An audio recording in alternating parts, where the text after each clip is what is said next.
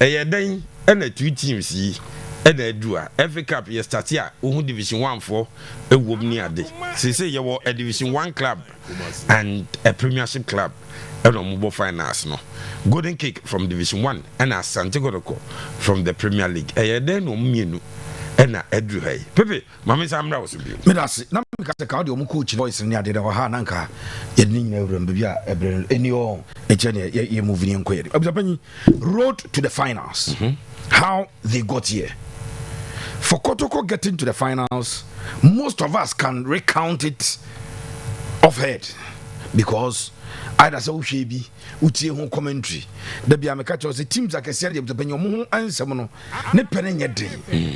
But for Golden Kicks getting to the final, we may have to tell the story and that is why we are here. Yeah.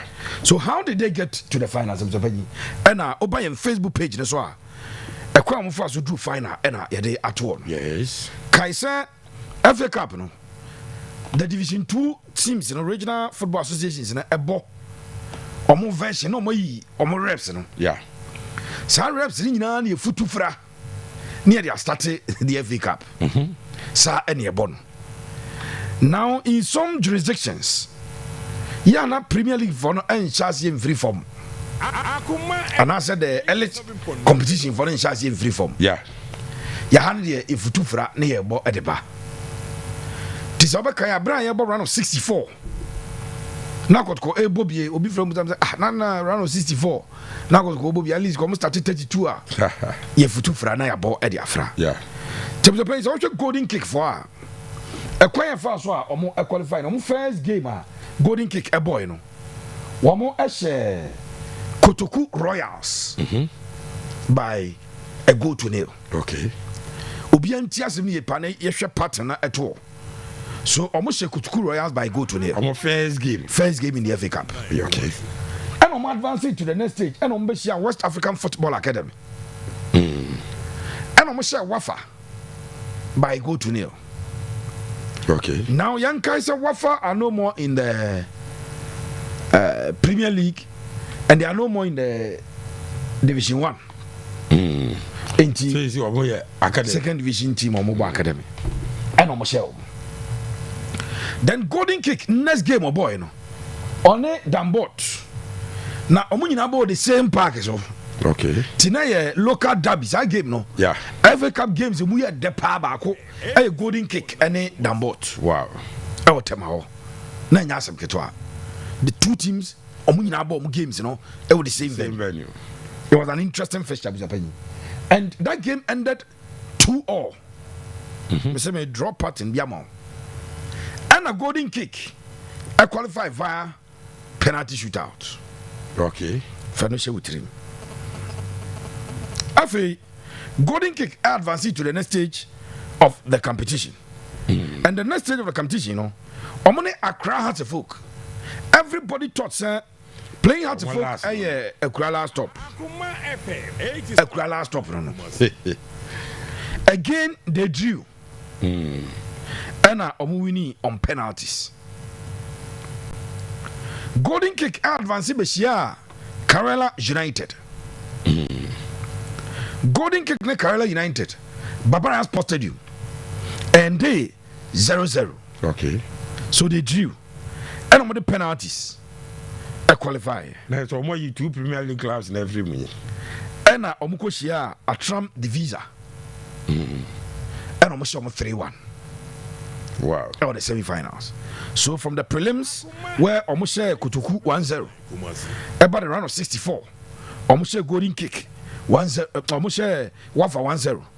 Then Omone Dambot Ebo 2-2 at the penalties qualifier. Omone Hearts-folk Ebo 0-0 at the penalties qualifier. Omone Kerala United Ebo 0-0 at the penalties qualifier. And Omushe Club and the Atram Divisa 3-1. Ebzapani. We okase o de ye o de draw graph FSM amenchiro. Golden Kick anytime on be share club any Premier League team bi omoto atena. Okay. Anytime on share Premier League club bi a oman share go. Wow. So omone Kotoko Royals na any Premier League club. Okay. Omo share one. Omone Wafa na Premier League club omo share one. Omone Dambot omo share 2 na Premier League club. Omone Atram Divisa na Premier League club omo share 3. Wow. The 2 Premier League teams omone omaboni they were not able to score. So versus Hartlepool, they did not score. Omone carry Omanje go. Name omone Premier League for no so be antimi share omo. So they have failed to record a goal against any Premier League team in the FA Cup. But they've not considered. Among considered goals to Premier League team biao. But among lower tiers for no more considered goal. Tiatram the visa shall omo. Bako. Among Dambot no more considered me no. But among Premier League for me no. Among considered goal.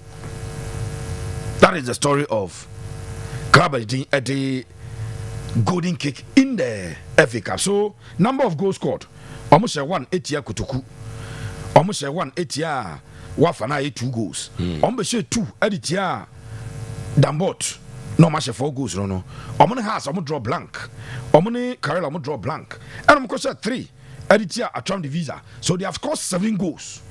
Goals scored 7 goals conceded. They considered 2 versus Dambot. Okay. They considered 1 versus Atram Divisa. So they have considered 3 goals. They have scored 7 or more plus or 4. Note that. Yanko how Asante Kotoko qualified. So yes, Kotoko are more preliminary rounds maybe, but almost I say a round of 64. Round of 64 Asante Kotoko as a future stars 2-0. Round of 32. Asante Kotoko accelerate 2-0. Okay. Round of 16. Kotoko Eshe Akrakacho secondary 11 wise by go to nil. Sago na Aviche ba for na share. Okay. And Kotoko Eko quarter finals round of 8. Eko share true democracy and almost 2-1. Okay. In a semi-finals Kotoko Eshe 1-0 Editia Chelsea. Brekum Chelsea. So golden kick about 5 games. Kotoko about golden kick about 6, right? Yeah. Kotoko about 5. Now in terms of Kotoko, so this is what you can draw. Okay. Asante Kotoko Asia lower tier teams. 87.9 Kumasi. And 9 out of the 5 no. Almost be within regulation time. Okay. And almost a Premier League team and also shared within regulation time. So golden kick at the penalties are qualified on 3 separate occasions. On the Dambot a ball 2-2 no the penalties are qualified. Okay. On the Hartlepool ball 0-0 the penalties are qualified. On the Karela ball 0-0 the penalties are qualified. Kotoko Enfa penalties and qualify was share obia within regulation time. And they are qualified. In terms of goals scored, Kotoko say 2 8-year future stars. 2 8-year accelerate. 1 8-year secondary 11 wise. Now quite 5. Or say 2 8-year true democracy 7. And was share 1 8-year Brekum Chelsea. Kotoko goals scored 8. Goals conceded 1. Okay. Kotoko plus 7. Golden kick, goals scored 7. Goals conceded 3. One plus 4. Plus 4. This is the path that 2 teams in the PMU. Wow. Out the finals of the FA Cup. Golden kick na division 1 side the moment about Premier League for me. Kotoko na Premier League team about Premier League side back up. Golden kick so Premier League for me ni na wo you more free. Obi anfa ball anto atrem. Ono so antuma anfa ball anto obi atrem. Okay. Asante Kotoko so shia omo ye division 1 for ni na ball mo simple. Patim. Obo future stars 2-0. Or say 11 wise 1-0. Or say true democracy 2-1. Accelerated division 2 side. Take Kotoko so Asia golden kick is emfa no. Te say the golden kick Asia Kotoko emfa for. Ono ni on ball draw the penalties ko Kotoko di Asia division 1 for na or ball move straight away na okorenim. Okay. That is the story of Asante Kotoko in the FA Cup as against golden kick. Now I'm the game now. All right. Golden kick coach na some no kind. Me ne nya dwene ne e china kan chinachi ene da bia aka ho. Now, you may be when you're opinionated. There are things that are not subject to your opinion. Until then, to me, I say 2 + 2. Maybe your opinion, they says. You have something your opinion, there be. 2 + 2, no? I have 4. Who opinion doesn't matter in there. Anytime you share an opinion that is contrary to the accepted rule, no? You have guys waiting. It's a coach that will pay you waiting.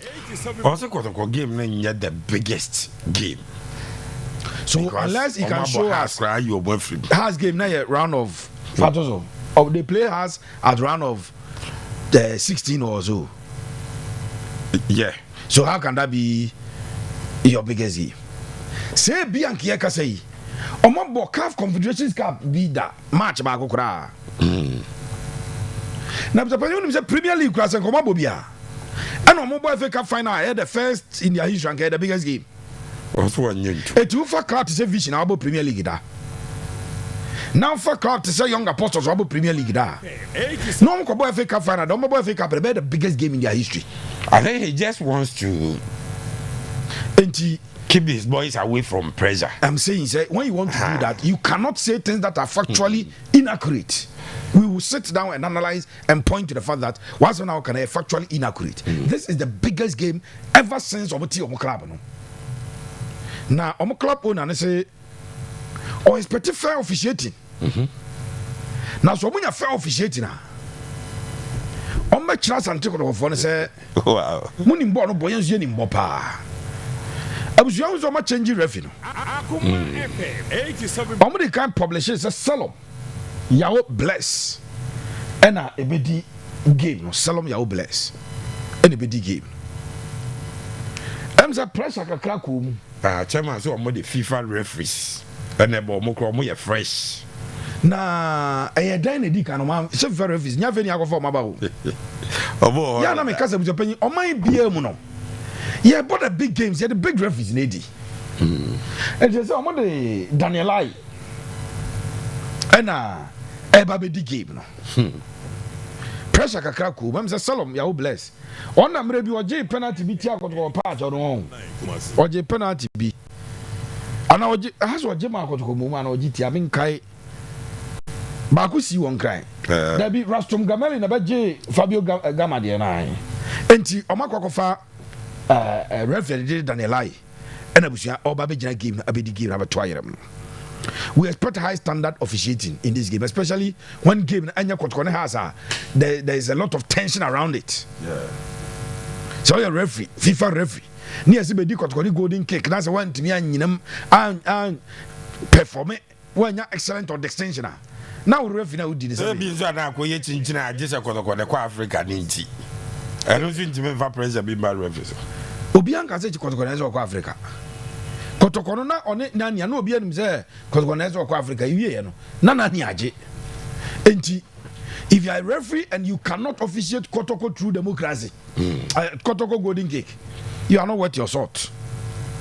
I know he will deliver. He must deliver.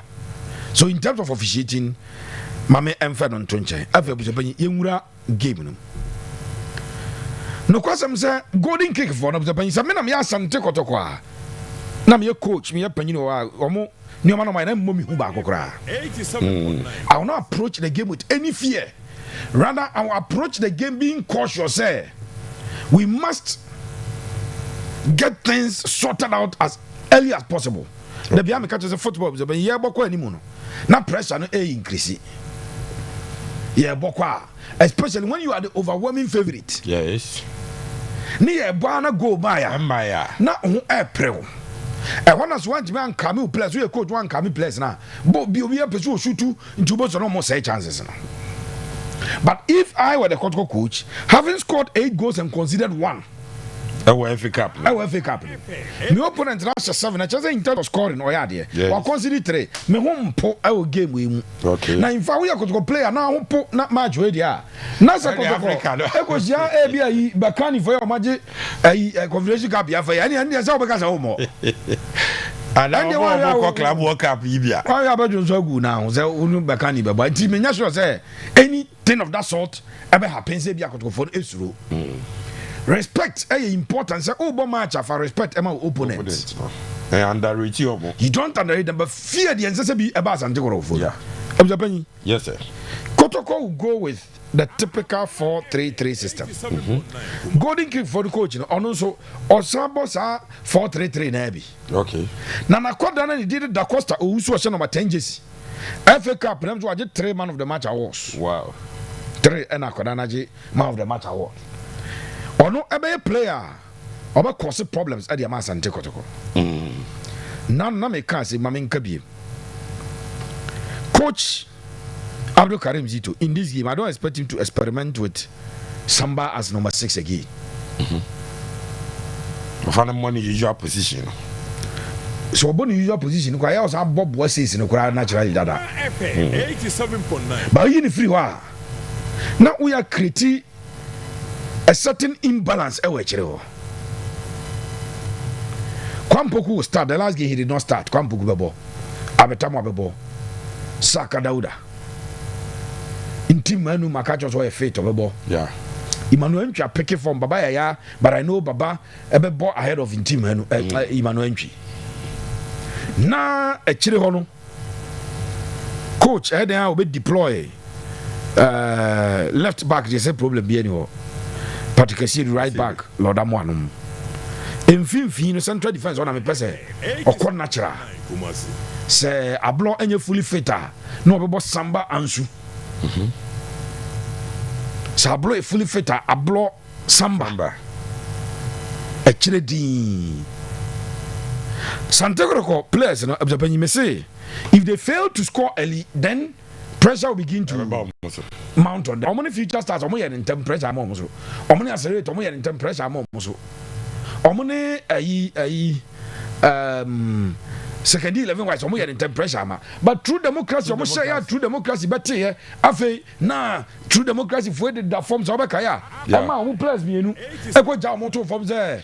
I back one head back with the stop balls. And yeah, I go or the need to tell I know sorry, but I know I got that form. I got the share. They need to avoid those things. Now, almost score early. Early goal will unsettle their opponents and settle day Asante Kotoko in a game. Mami Kabiem said, if Kotoko fails to qualify to win this cup, a failed season. Nana Makai said, and I am Ponsane ASU and Dr. Kwame Cheye, board chairman. No last season, no trophyless. Tiabe Soswa.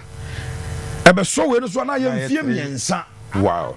Without the league or the FA Cup, it is not Kotoko standard.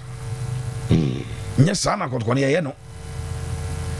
On say Kotoko chairman be our first 2 seasons. Na pressure be a news for. Say the Napinkra any Mranji if fail to win this title, the narrative may begin to change. People may begin to complain. But if they are able to win the game, go into Africa. Na afe wamu akamen nerves ne kakra. Na Kotoko no e na brane. Obo Africa no say na a different atmosphere ba Kumasi o. Yeah. 7.9 Kumasi. The last time Kotoko e ball Champions League. Na na pose time no. Sa attendance referee Kotoko record be not even when they are playing hard. Before that, na Dr. Kwame Cheye Africa no kai. About 11 near Kojina Unity or take it. Then he parted Baba and Super Zayama. Santa Line, poetry, you know. So who's any pebre at the Tesoro? Him flag at Jazz Stadium. Those days, anytime every room or Africa beyond the atmosphere is different from league and say Omoya dear African and rekindle the spirit of the team itself and the supporters. Yeah. And until I coach and I say, without Africa, Kotoko is not Kotoko. Yeah. With the African Kotoko no. Enti game de Japan e but I tip Asante Kotoko to win this game. By saying, Nano of my 2-2 be a dear penalty shootout near this. Nations League no final no. I am FA Cup final. We are men's happy cry. Kotoko. We golden kick. A win for Asante Kotoko. Kotoko will score 2. Game with Kotoko 2. Nah. Kotoko will not concede. I don't expect them to concede. It's 2-0 win. Yes, 2-0 win, or it can be more. But Kotoko will win and travel to extra time and travel. No, it comes extra in penalties. Be a Kotoko will win during regulation time and Asante penalties. Yeah. Goalkeeper for the experts were who. All the penalties that were been tuned to the expert channel. But one more experience. When practical 3 penalty shootouts so far. But yeah, Saka Kotoko will be able to qualify.